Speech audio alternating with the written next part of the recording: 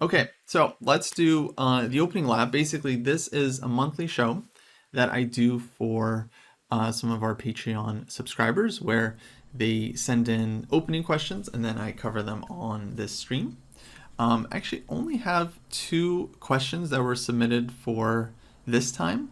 So once I get through the questions, I'll have some time. I'll just take some opening questions from the chat. So I'll get through these 2 questions that were submitted first, and then I'll just open it up to whoever has questions then. But don't just start spamming your questions now, because then they're just going to get lost in the chat, and I won't get to them. So do save your questions for later. Okay, let me bring up the first question here. Okay, and first question comes from David Stewart, who's been submitting questions, I think, for a couple of months now. And David says, in my most recent event, I ran into a variation that I very rarely see. Playing as black, I had e4, c6, d4, d5, and f3. Actually, let me get my notes into the analysis board. All right, so e4, questions from black's point of view, c6, d4, d5, f3. So we got the Caro-Kann, and this f3 thing is known as the fantasy variation. I actually never learned why it's called the fantasy variation. I think someone once told me that it's called that because White's attack is fantasy, like it's speculative.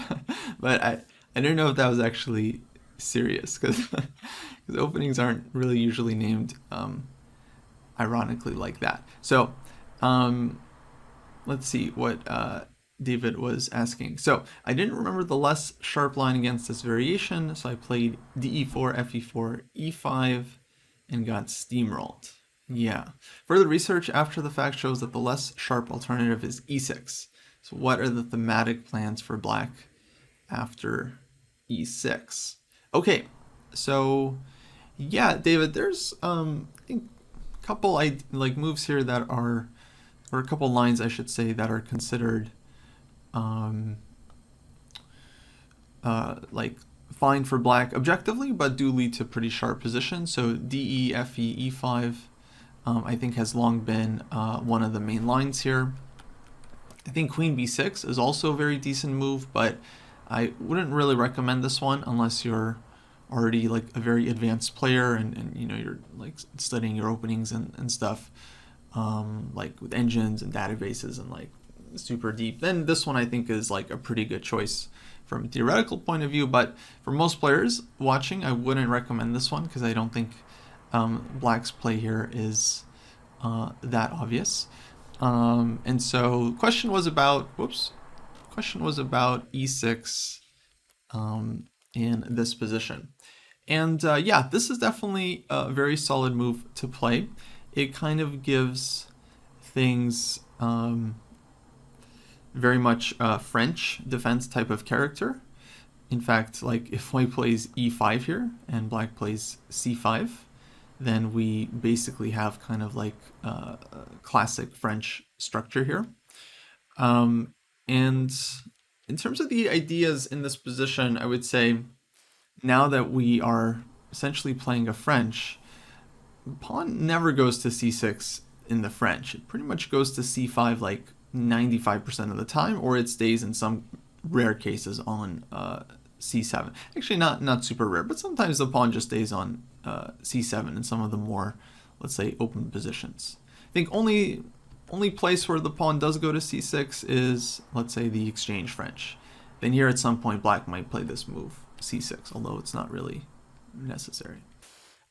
So that's very important here because it means at some point black should definitely consider pushing this pawn to c5 and challenging white's center, because in the French and now in this position, really the most important thing is one day getting this bishop out and developed. Okay, so there's let's say not too much white can do here other than knight c3 just kind of developing. Again, if they push e5, then very important to play c5 and start getting your pieces out and putting pressure on white's center. So after knight c3, I think black is like many different ways of developing here, like knight f6, I'm sure is absolutely fine. I think bishop b4 is kind of an interesting move. This is the one maybe I would recommend. And the idea here is just to put some pressure on the knight. And also, you might even be able to pull the bishop back and even relocate it to c7. So if white plays a3 at some point, you have a choice. You can either trade the bishop if you think it makes sense to do so, or you can play like bishop a5 and then always consider bringing the bishop back, maybe to b6, maybe to c7, kind of depending on how the game goes. The knight's going to e7 and d7 here, and from there probably castling kingside. And once again, the big thing you have to figure out is how to develop the bishop. So c5 is going to be a very useful move for you. b6 as well, trying to get the bishop out, maybe sometimes to a6, maybe to b7 if you can then open up the diagonal. That's kind of just going to be the biggest job black has over the next like 10 moves. Okay, so just to show kind of like a sample line and something to look out for, let's say white plays bishop d2. If white plays a3, then I would probably just take this one, and I think we can try for this trick with d takes c4, fe4, and queen h4 check, where black is winning this pawn, and yeah, white's gonna have a really tough time here with the king. So I would say something like bishop d2 is probably the most logical, and let's say black plays knight e7. And the key thing here to remember is that we're really trying to play c5, so maybe knight d7 first, followed by c5, and we're mainly trying to challenge white's center. So let's say they go bishop d3, we go knight d7, white goes e5, for example, we would play c5 here. And we're hitting this pawn on d4. Eventually we want to again play b6 and try to get the bishop out, or if the knight can come into c5, we can develop the bishop via d7. Here, if white takes on c5, they're actually not really defending their central pawn on e5. So if you have a choice between taking one of these two pawns, usually grabbing the center one is going to be much more valuable, especially because now the knight can move one day, you can push e5 and then get your other bishop out finally. So I think that's all we really need to know for this line. Of course, there's theory here, but it's really just about understanding where the pieces are going and how you're going to develop the bishop from c8. That's really the most crucial thing. Would queen b6 be useful in the structure? Yeah, in some positions, queen b6 can definitely be a move. I would say you want to watch out for maybe getting your bishop trapped. So let's say knight e7, for example, white plays a3. Then I would suggest keeping the bishop on the board. And then you would have to be careful about queen b6 because white has like b4 ideas, stuff like that. So it really depends on, let's say, the state of the bishop. Does b6, bishop a6 do anything good for black? Yeah, definitely. I would say there's definitely lots of cases where if you can get your bishop to a6, then it's pretty active. Of course, you have to be careful. Like here, again, another good example. If you play b6, you got to deal with b4, right? So it probably concretely wouldn't work in this position, but if things change or the bishop gets traded off at some point, then you can definitely consider b6 and bishop a6. Okay, David, I hope that helps, and you are ready to play some French type structures. Let's go to the next question. Yeah, absolutely. All right, next question here comes from Kirk D. And Kirk is asking 1 e4, e5, knight f3, knight c6, bishop c4. All right, let's put it on the board.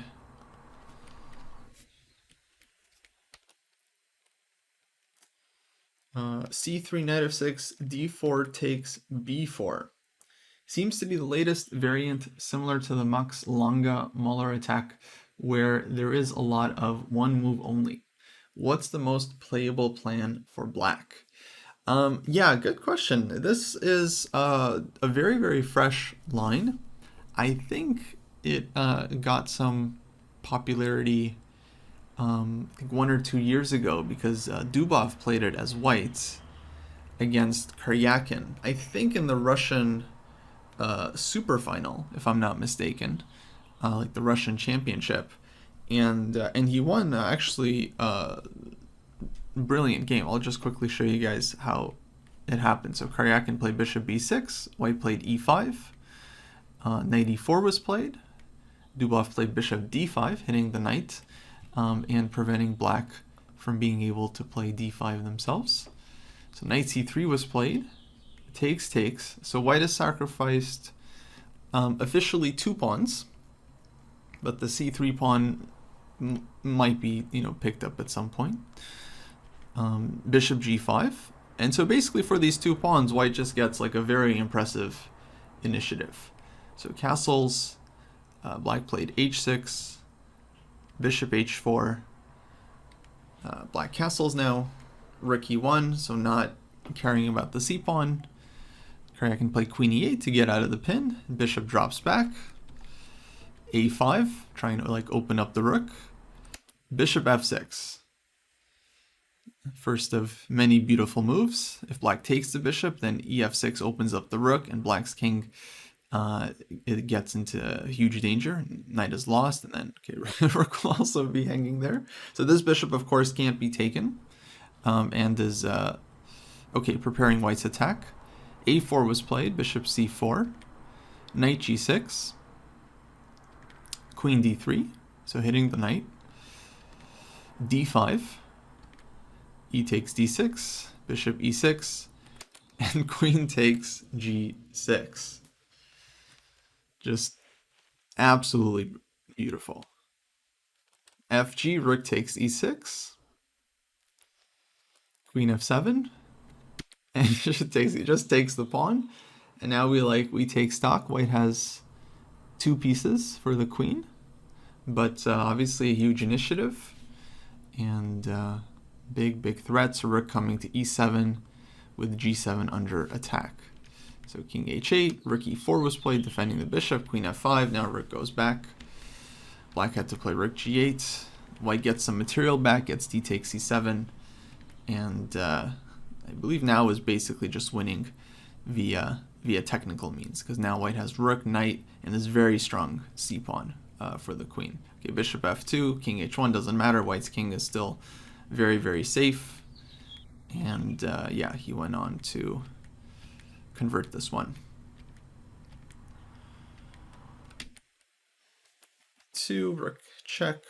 Now white has 2 rooks and a bishop for the queen, which is usually decisive amount of material. I mean, here I think maybe, yeah, I guess it was time to resign. Yeah, if queen takes a2, there's rook e5 check. Only move king f4, and then rook e2 just wins the queen. So black has no counterplay and is about to, just lose everything. Yeah, so brilliant game. And obviously the chess world took notice, because when you play a fresh opening idea and then win a, just absolutely stunning game, like bishop f6, and then queen takes g6, and the whole game is engine perfect. I mean, yeah, people notice the idea, especially when the idea is in a position that's pretty much as old as chess itself. This is a position that's been played since the late 1500s, and yeah, finding a new idea here is quite shocking. Not that this move b4 hadn't been played before, but I think Dubov really had kind of a unique concept. I'm not sure exactly where the novelty was, but it was definitely um, a new plan. Okay, so what to do about this one? Let's flip it from Black's point of view, because it's a really interesting idea, and I was looking at this one and not having a super easy time of figuring it out. So bishop b6 is the critical move. I'm actually going to offer a couple of options here, depending on what Kirk and maybe others would be most comfortable with. So this is the critical one, and like Kirk says, it's not easy for Black to play this position because, like, yeah, you really have to defend something that looks very dangerous. So e5, knight e4. There's also this move d5, which I would say is maybe a little bit easier to tolerate than the main line. But let's go through knight e4 first. So bishop d5, very important move. Otherwise, Black is playing d5. And let me just call this one out as this is like Black's main idea in the position. If you can somehow get d5 in and not lose like a ton of material, it really makes your life easier because it's all about developing this bishop. So what we see in this line is bishop d5, knight c3, takes, white goes bishop g5. Knight e7 is not that hard to remember. I'm sure you'll figure out that you need to you need to play this move.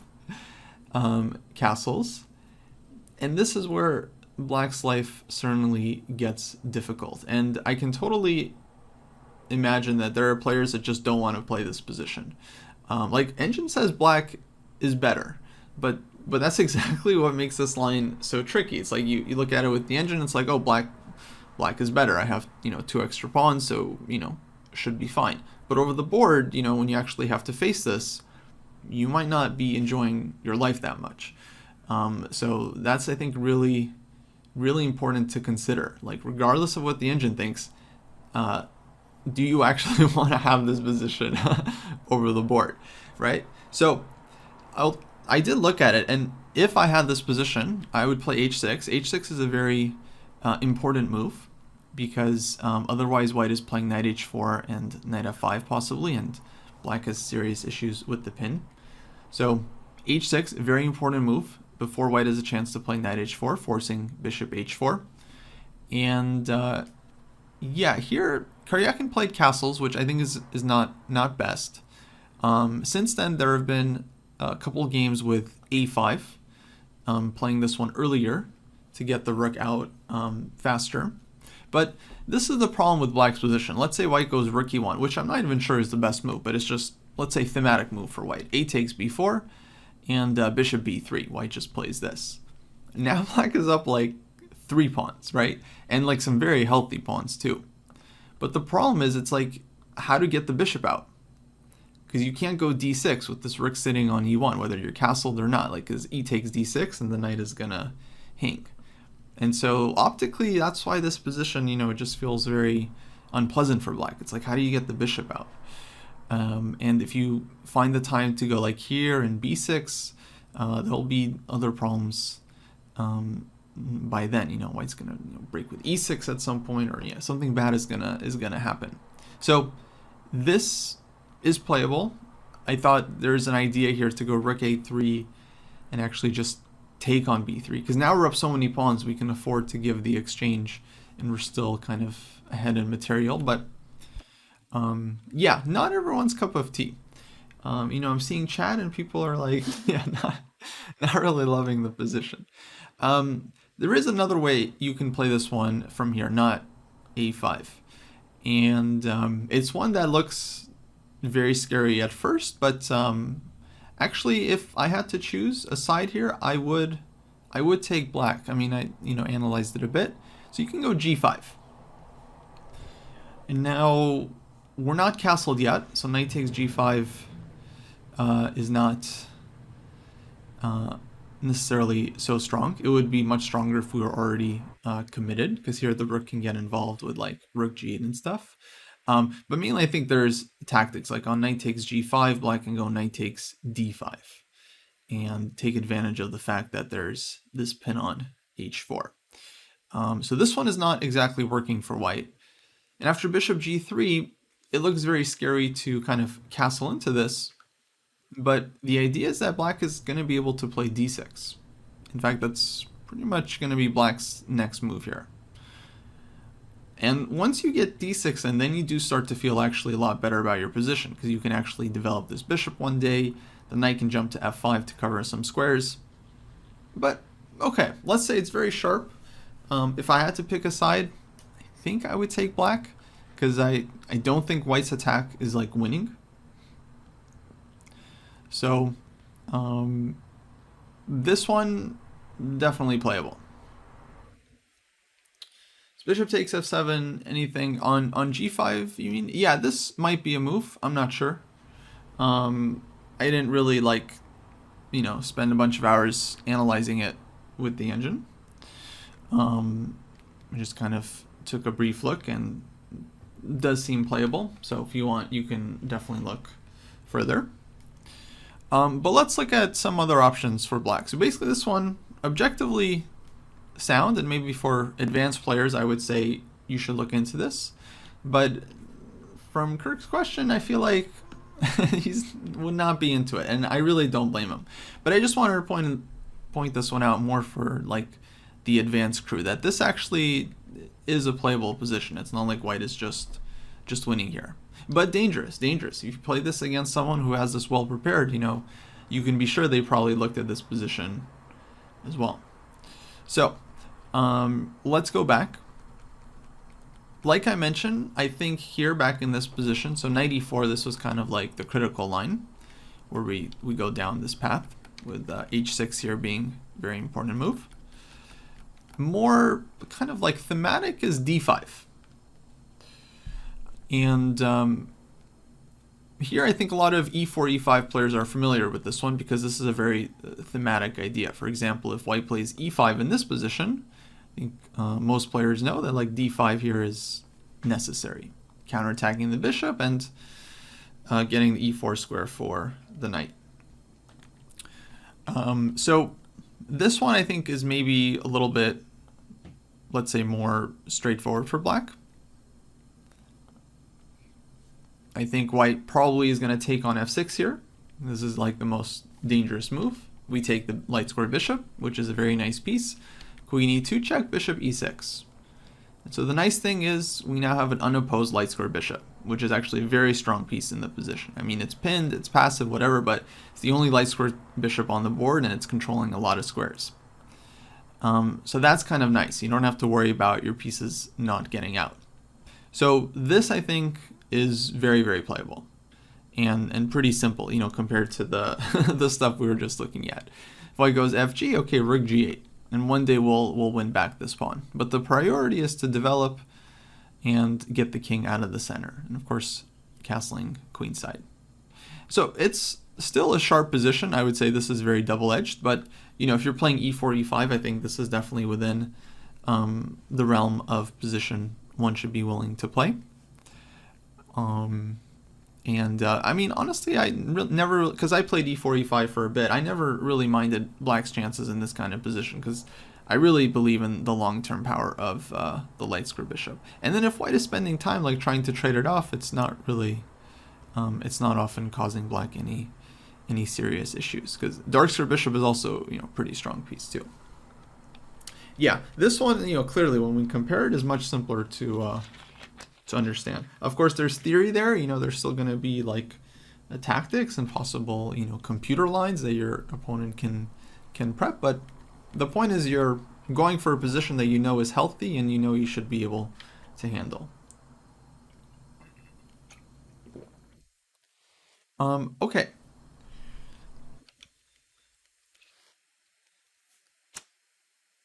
Another possibility is to play bishop e7. And here the point is to just kind of keep the bishop a little bit more defensively.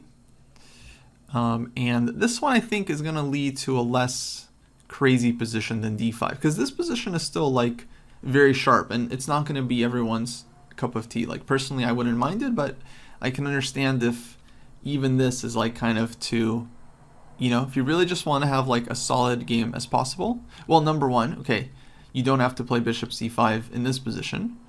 You can play let's say, bishop e7, then bring the knight out to f6.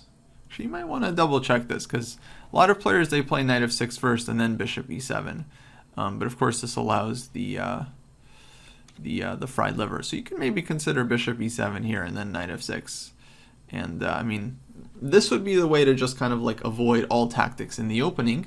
But the drawback here is that normally you're going to get more, passive position. So once you play bishop c5, you do have to accept that you're walking into some potentially dangerous stuff here. I mean, there's Evans' gambit already. There's these gambits with like castles and a quick d4.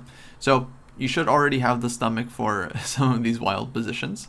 But okay, yeah, if you're not into any of that other stuff, you can play bishop e7 here. Then after e5, we're playing knight e4. And the key thing here is that you're really just trying to play d5 as quickly as you can. So white's main move here is b5, then knight a5. If bishop d5, then again we're taking on c3, but it's kind of a better version for you than with the bishop on b6, because we're not dealing with this, insane bishop g5 pin as we saw in the other line. So here I think white's main move is bishop d3. For example, if white played like queen takes d4, then black's idea would be to take this bishop and then d5. Very important move. So this one is also, I think, worth looking at if you just want something kind of simpler. I think this is very, very playable for black as well. Let's say not as ambitious as going for bishop b6, e5, and d5.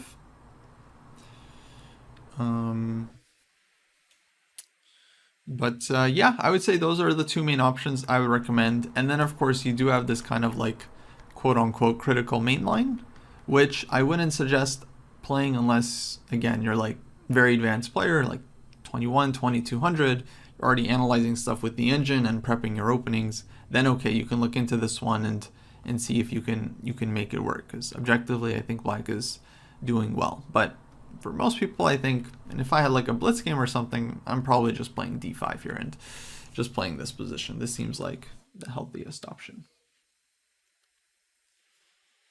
Okay, isn't knight f6 first an option? Well, of course, yeah. I mean, that's the trade that black has to make, the decision. Bishop c5, you allow c3 and d4 and stuff like that, and Evans' gambit as well. Knight f6, you're allowing the fried liver. So that choice is up to black. Personally, I always play bishop c5 here, because I never really wanted to get into these kind of like super messy positions. Theoretically, both are completely fine. It's just you have to know one or the other.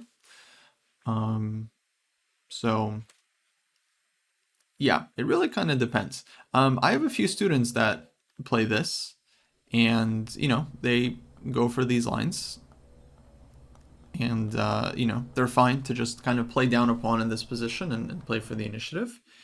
And honestly, it's like, I don't know, in my opinion, this has never been that much fun for white. I feel like the fried liver is fun when your opponent lets you like take on f7 and just win the game in 2 moves. But if your opponent goes for this position, then I've never felt like the fried liver is that fun for white. Like, you have to like hold on to this extra pawn. It's like black is the one that gets the initiative. Is queen f3 the main line now? That's fine. Not main line, but okay. Yeah, I don't know. I mean, I'm not a specialist on this one, so I can't really speak to it. But I just know, like, at lower levels, I don't think white really has the better practical chances. I feel like a lot of the positions are kind of more fun for black. But that's just my opinion. So yeah, if I was to suggest something, I would say this is fine if, you're willing to play down a pawn and you're happy to play this, like, sharp position. If not, then bishop e7, bishop c5. bishop e7 being the most solid, bishop c5 being kind of like in between. Personally, I always play bishop c5, but that was just, that was just my choice at the time. Doesn't mean it's correct or anything. But yeah, okay, Kirk. Hopefully that solves that. So to recap, I would probably say d5. Then knight is coming to e4. If white doesn't take, white should take dc, check, bishop e6, and okay. You can play from here. If b5, I think black has lots of moves. d3, I think knight a5 is fine, etc. What's the Ulvestad variation? Is that the bishop c? No, that's the Traxler. What's the Ulvestad? Oh, with b5. Okay, gotcha. Yeah, I think that's kind of a tricky one. I don't know if that's really really what I would recommend. But I guess it is tricky. Okay, folks, that's gonna do it for the opening lab. So I got about 10-12 minutes here, and I'm happy to take some more questions from the chat, because this time we only got 2 questions, so I'd be happy to answer what I can. So yeah, if you got an opening question, what to play, what to do, I'm here for you. Okay, for those of us who like to play solid and safe, would I recommend the QGD, Slav, or Semi-Slav against d4, d5, c4? I think Queen's Gambit Declined is pretty solid. Although they all are. but I would suggest QGD. I think that's the easiest. Oh, Who's Chess sent a question via Twitch. Okay. In a training blitz match with Eugene last year, one of the games involved a reverse closed Sicilian. Both me and Eugene seem to agree that white's best chance for an edge was b3, not b4. But in the regular closed Sicilian, black almost always plays for b5. Let me see if I can remember the game. It was in English, if I'm not mistaken. I probably would have played g6. That's what I normally do. I feel like it was, because I would have played this.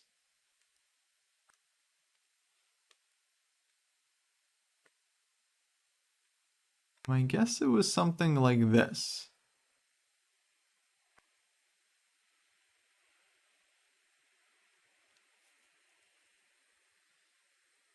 Though I remember Gene also played some other stuff too. He also played this one, which is, I think, kind of similar. Or let's say g3 first, here, b3, and let's say castles here, here, just for example. I feel like we got something like this. And then he would have castled. Maybe even b6 here for me, possibly. Is this what you were referring to, or is it kind of different? Sounds right. Oh shoot, I didn't see where you said that. So the first game I showed, or the so this one or this one? I guess they're very similar. Okay, it was something like this. Yeah, I mean, white has different plans here. I guess like this is a classic plan: bishop d2, rook b1, and b4. But setting up the double fianchetto, because I remember essentially he had like kind of a double fianchetto. Basically, the idea here is usually to kind of play for the center, like e4, maybe even d4. So I guess the answer is that it's just different plans. It's not like one is necessarily better than the other. I think both are playable. Did I even? Well, I mean, it could have happened that I played like d6 and e5 here.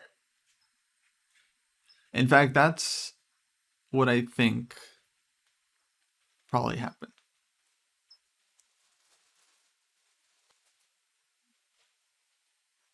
Because yeah, if I'm allowed to play e5, I'm playing e5 here. Like white can also play d4 in this position, which just leads to a different position. But yeah, if black is allowed to play e5, I'm playing e5.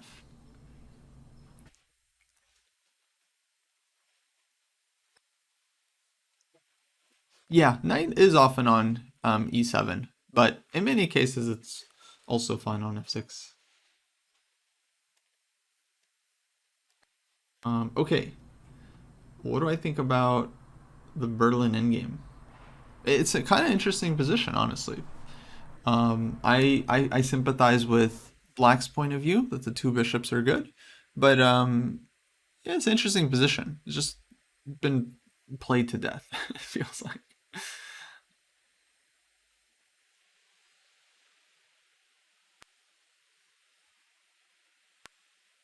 Okay, question from Neve about the C3 Sicilian. Okay.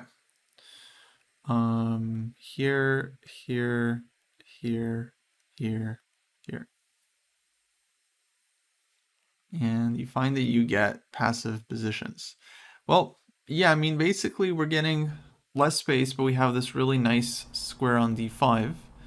And long term, we're playing against one of these pawns, like either isolated queen pawn or possibly isolated pawn on e5. Because white's not really playing f4 in these positions, too weakening. White's going to put the knight on f3, and then when this pawn gets to e5, it's kind of like an artificially isolated pawn because again, white never plays f4 and has to defend this one. I mean, I like black setup here. You know, knight d7. Whoops. Bishop e7, b6, bishop b7.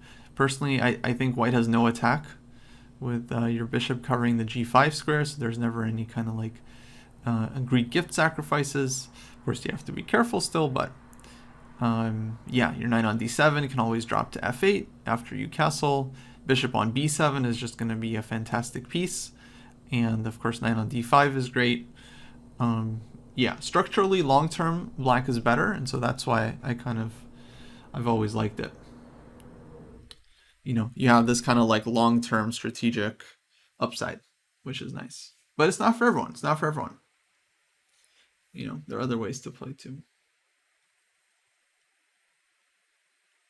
Um, Sets game. Can someone post me a link to Sets game? I'll take a look.